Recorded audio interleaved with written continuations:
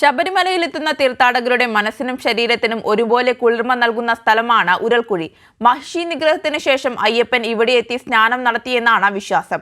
നിരവധി ഭക്തരാണ് സ്നാനം നടത്താനായി ഉരൽക്കുഴിയിൽ എത്തുന്നത്.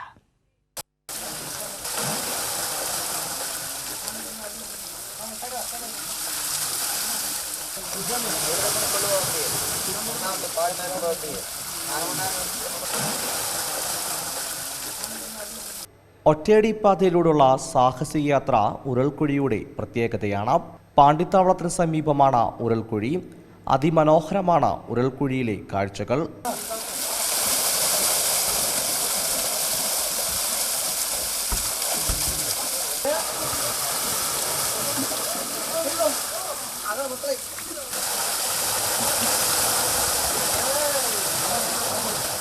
മഹിഷി നിഗ്രഹത്തിന് ശേഷം അയ്യപ്പൻ ഇവിടെ എത്തി സ്നാനം നടത്തിയെന്നാണ് വിശ്വാസം.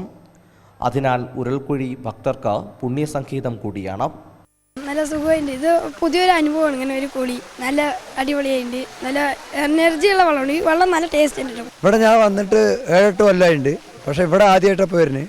പക്ഷേ ഇവിടെ കുളിക്കാൻ അടിപൊളിയാണ്. ഇതൊരു പുതിയൊരു അനുഭവമാണ്. ഒരു ഭയങ്കര ഉന്മേഷമാണ് ഇവിടെ. നമുക്ക് ഇപ്പോൾ ഒരു തലവേദനയുണ്ടെങ്കിൽ കൂടി ഇവിടെ കുളിച്ചിട്ടുണ്ടെങ്കിൽ മാറുന്നുണ്ട്. കുളിക്കാൻ ഒരു പ്രത്യേക സുഖമാണ്. ശബരിമല വന്നിട്ടുണ്ടെങ്കിൽ ഇങ്ങോട്ട് വരണം. അത്രയും നല്ലൊരു ഉന്മേഷമുള്ളൊരു ഓരോ കുഴിയാണ്. പുല്ലുമേട് വഴിയെത്തുന്നവർ ഉരുൾക്കുഴിയിൽ കുളിച്ച ശേഷമാണ് അയ്യപ്പ ദർശനം നടത്തുന്നത്. ഉരുൾക്കുഴി സ്നാനത്തിലൂടെ തീർത്ഥാടകർക്ക് ലഭിക്കുന്നത് പറഞ്ഞറിയിക്കാനാവാത്ത ഉന്മേഷമാണ്. ക്യാമറമാൻ ജയപ്രകാശ് കൊട്ടാരക്കോടൊപ്പം സുജു ടി ബാബു, കൈരളി ന്യൂസ്, സന്നിധാനം.